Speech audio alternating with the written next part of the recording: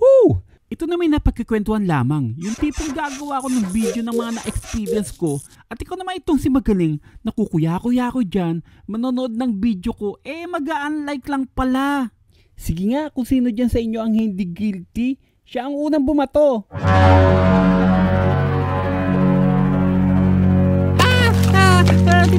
Titigil na ako, hindi na ako mamboboso.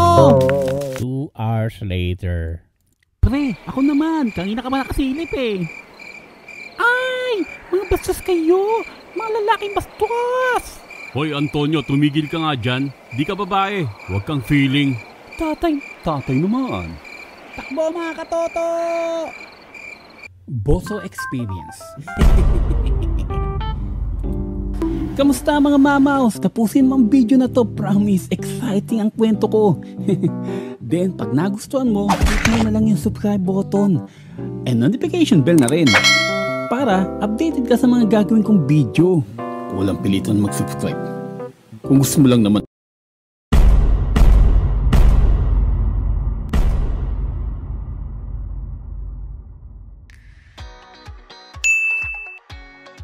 Kamusta mga mama? 100k na tayo.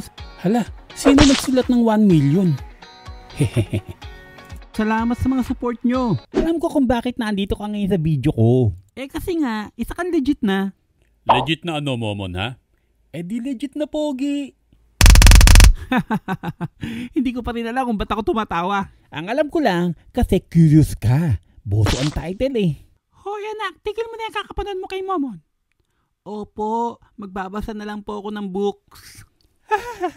Nakakatawa pala itong mga video ni Momon. At ang cute niya pa ha. Hoy Nay, nasusunog na po yung niluluto nyo. Nood kayo ng nood kay Momon. Okay lang po mag-unlike. Basta po mag-subscribe kayo ha. Well, aminin man natin o hindi, lahat tayo ay posibleng guilty dito. And being a pilyo or pilya nung bata pa tayo is just a normal thing. Unless, abnormal ka.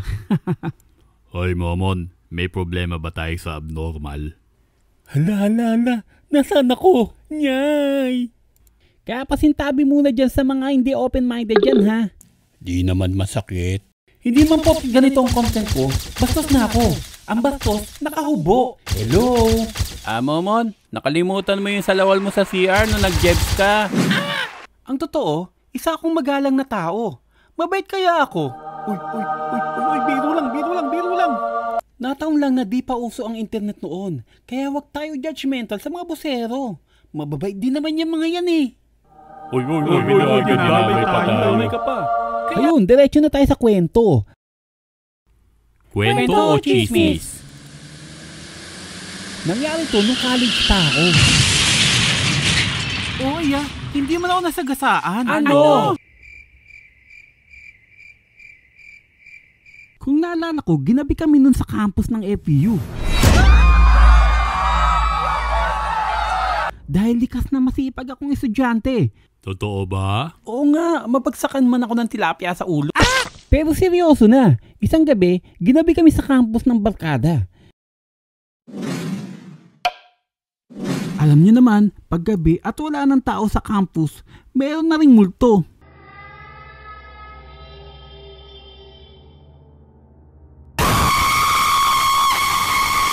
Biro lang. Karaniwan, tahimik na at konting kaluskos lang umalingaw-ngaw na to sa koridor. Kaluskos. Minsan, naghalo na yung kaluskos, alingaw-ngaw at yung multo. Kaluskos.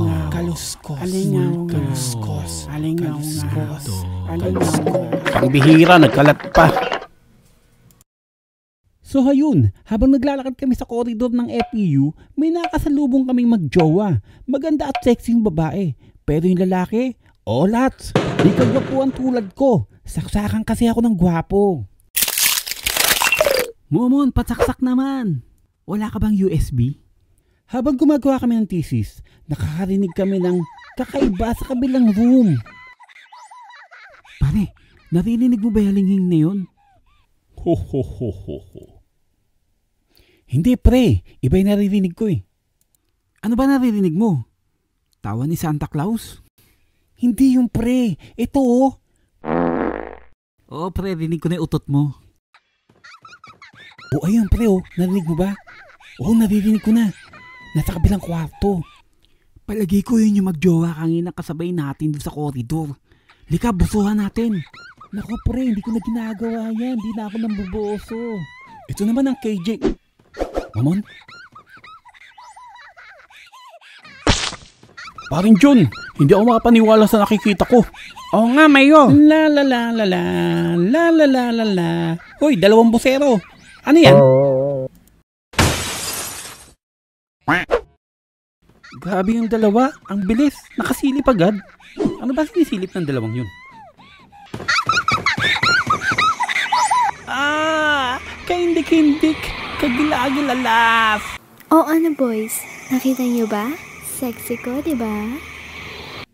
Rain ang Cloudy, dadali na natin sila sa planet Boso-Boso para iharap sa hari ng maninilip. Lalo na pagpasok ng Setyembre.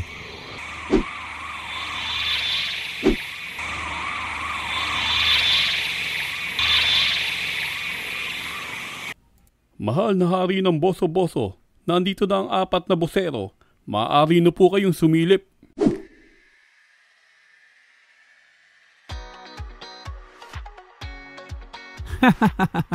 Hindi ko pa rin alam kung ba't ako tumatawa. Hi boys! I hope nagustuhan nyo yung video natin.